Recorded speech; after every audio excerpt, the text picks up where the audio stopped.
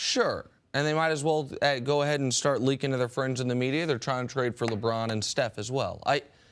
The Celtics have done a very interesting thing here, which is they have done what LeVar Ball claims to like to do, try to speak something into existence.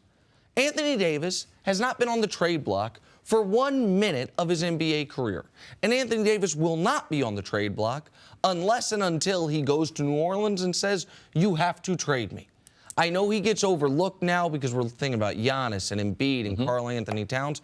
Anthony Davis is 25 years old, one of the 10 best players in the sport, and a guy who we have seen in year 3 of his career was an MVP candidate. Anthony Davis, when healthy, is maybe one of the 7 best players in the sport. And oh yeah, by the way, his contract does not expire until 2021, and he can't opt out until 2020. It makes no sense for the Pelicans to consider trading him. Of course, the Celtics should want Anthony Davis, and there's one very interesting trade they could make for him.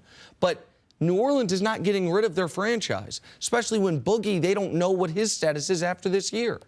It's interesting. It's a good conversation. It's nice how Boston was able to float this out there as if we're having a great season. We've got a lot of good young players, but we're not staying pat where we are. Now, before they acquired Kyrie, there was a lot of criticism of Danny Ainge. What's he going to do with all these picks? Like, when's he going to get better? When's he going to get a superstar? Now, he has one. So now they're just trying to keep the momentum going as if they're keep trying to improve the team. I think this is a shot in the dark. There's no chance Anthony Davis is going to go there. And just my own personal preference, Anthony Davis should not be traded. He should be stuck in New Orleans on a non-playoff team until he gets his eyebrows waxed. Oh, wow. Like, he needs his eyebrows waxed. Given. Yeah, I mean, he has one eyebrow. Yeah. All human beings, typically, they have 2. It's just part a of little his brand.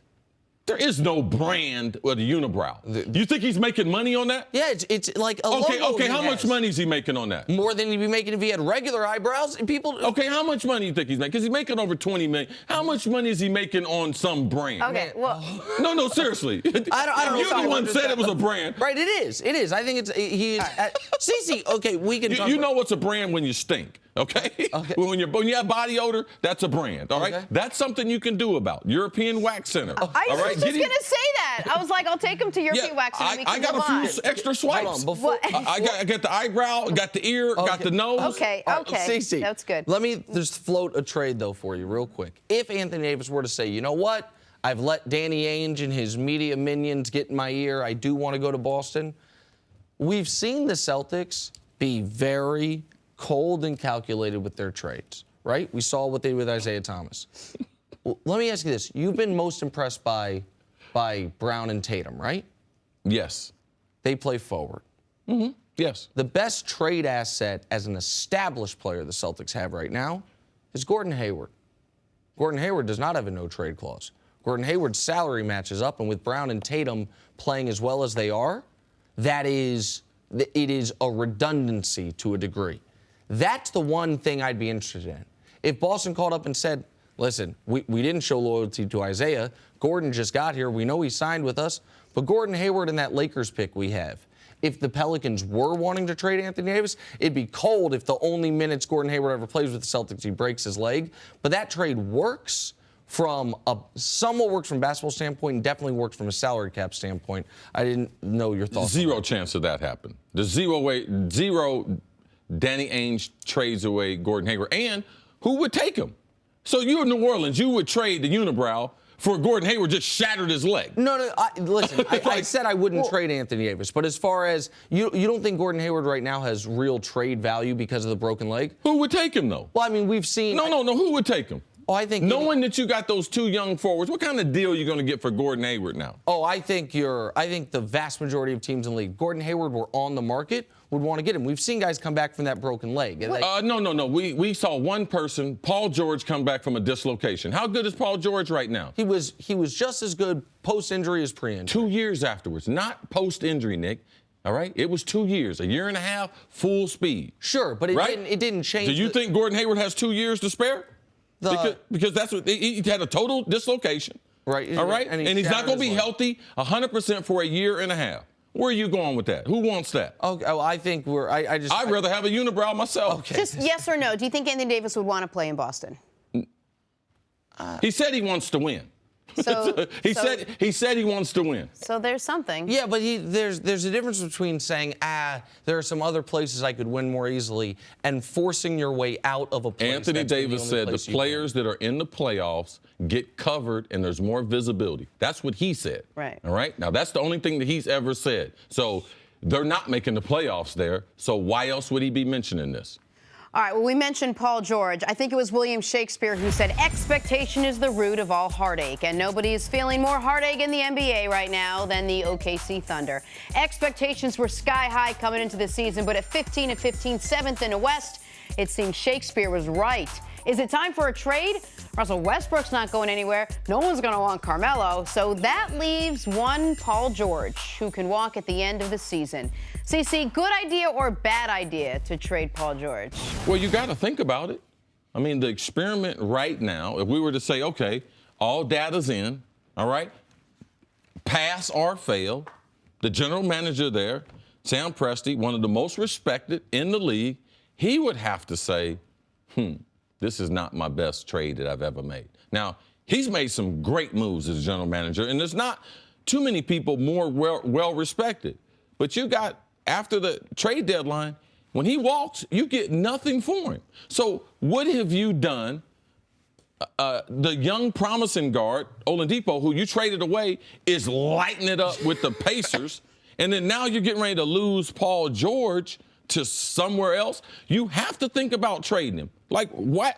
How else are they going to improve? Melo is not getting any younger, not going to get any better. Russ is signed long-term, so you're stuck with him. The only way this team gets better right now is to be able to sign Paul George. Paul George is not going to be able to sign an extension with them being mediocre. So you better think about trading them, because the potential of you losing them, the more games you lose, goes up every time you lose. So here's the tricky part about trading Paul George. When we talk about the Thunder, and we talk about Paul George, we talk about a player that he appears to not be right now. We say, he's one of the 10 or 12 best players in the league. I'm going to do this. CC, I'm going to just say some names. I'll do it quickly. Just stop me if I say a name that if you were the other team, you would give up the guy for Paul George. Okay? Mm-hmm. LeBron, KD, Steph, Harden, Russ, Kawhi, Kyrie, Giannis, John Wall, Kristaps, Embiid, Ben Simmons, CP3. Ben Simmons. Ben Simmons, you would. Okay. Yeah, absolutely. So, all right, so there's one. Jenna, he can't shoot outside 4 feet. I don't get these non-shooter basketball players. CP3, Klay Thompson, Draymond Green, Karl Anthony Towns, Damian Lillard, Boogie Cousins, Anthony Davis. I mean, all those people at the end, unless it's a big man to a smaller guy, it's hard to make that kind of trade. So, and then I'm going to add one more, because there was 20 names I said. Victor Oladipo. Straight up, one for one. Heck no. Think about that. No. Victor Oladipo. No. Paul George was a lot better than him in Indianapolis. No, with the Pacers. So wait, hold on. So you would rather have Paul George than Oladipo? Absolutely. Oh, okay. All right. When you said heck no, I thought you were saying the other way. So that's 20 guys. You picked 2. There's 2 guys on that, right. And that was just kind of a back-of-the-napkin top 20 players in the league right now, and I included Oladipo because he was in the trade before. So then you have to ask yourself, okay, so that's not even incorporating the fact that Paul George, whomever gets him, it's a rental. Yeah. So you have a guy who right now is a fringe top 20 player, who you're only going to be getting, unless you're seemingly the Lakers, for the next few months. Like, what would the market be for him? Well, that's why we have shows like this. You can't sit there and have them to have a losing record, say they missed the playoff. What's the general manager going to say? What's he going to do? No, I'd much rather get something for him than have a bad experience with a year. Isn't that the situation the Celtics are in? Like the Celtics, I'm not saying they would take Paul George, but the Celtics are a team that would love to look for someone this year. They may not need him next year, but they've got a good team and they could compete in the East. Not a Paul George, but a guy like him. No, the Celtics are actually the perfect team, because him leaving in a year is not. That's what I meant. They're the perfect team, CC. No, because they have Gordon Hayward coming back. No, they're not the perfect team, Jenna, because they got 2 young guys you're going to take minutes away from that are playing the 2, the 3, and the 4. Sure. So it's not the perfect situation. Well, those guys are about to have their minutes taken by the guy that plays the same position as Paul George and Gordon Hayward. In 2 years. No, in one. We'll see how when Hayward comes back from the injury. I think you're overstating how long it's going to take. I'm not overstating when he comes back. I'm talking about when he's 100% healthy. That's what I said. He's going to come back on a day, but he's not going to be the player that he is on that day. Sure, but when he comes back on that day, he'll be taking those minutes. He'll be taking the minutes from those guys no matter what. Okay. And so the reason that I think, Jenna, the Paul George thing, it's interesting for Boston is because of the Hayward situation. But that's where you don't. Which one of their assets they're going to give away for Paul George? That's the problem. The problem is to make that type of trade work. He wants to be with the Lakers. Like if the Thunder would swallow Luol Deng's contract, would the Lakers throw in Brandon Ingram? Then clear the decks so they can bring in 2 superstars in the offseason. I just think he's a tough guy to move, even if CeCe talked about them moving him last week. Like, I get the reason you would want to. Right. I don't know what the market for him is right now. Let me ask you another question. What does this say about Russell Westbrook? That he wasn't able to have a guy like Paul George or Carmelo Anthony, 2 guys he was certain that they were all 3 of them going to be able to play together, and they just can't find a way to mesh at all. Is this a comment on him and sort of where he is right now? Russ has... There's going to be a commentary about Russ. And if I'm a great player, I'm worried about playing with him because, to me, he does not, like Coach Mangini, he's not a force multiplier. He's not going to make everyone better. Russ is going to get his. He's going to play hard. You like his style, but you can see with Melo. He didn't make Melo better. Definitely didn't make Paul George. This is as bad as Paul George has been post-injury that we've seen. So, yes, it is a little indictment on Russ and how he plays. You saw Chris Paul go to Houston. People say, oh, how him and Harden going to play together? Seems like the rest of those guys getting pretty good with Chris Paul because he's a classic point guard compared to Russell's Anthony Davis and Boogie also. Well, that took a little more time because they play the same spot, but this year they're playing very well together. Mm-hmm. Another instance, you mentioned seeing how Russ is playing with Paul George and Melo right now. How about the guy that you mentioned having a great year in Indiana? Oladipo. Now, he got better. He got in better shape. But Oladipo, you clearly were not getting the most out of Victor Oladipo last year in Oklahoma City playing alongside Russ. Mm-hmm. Like, part of that is Oladipo's grown, but part of that also does seem to be... Yeah, he plays better with the ball in his hand. Right, but that Russ is a tough guy to have a star around him, is I think what we're seeing this year firsthand. Thanks for watching. Subscribe here to get the latest from the show. Also, be sure to check out more of the best clips from First Things First, or go watch a few segments from our other shows on FS1.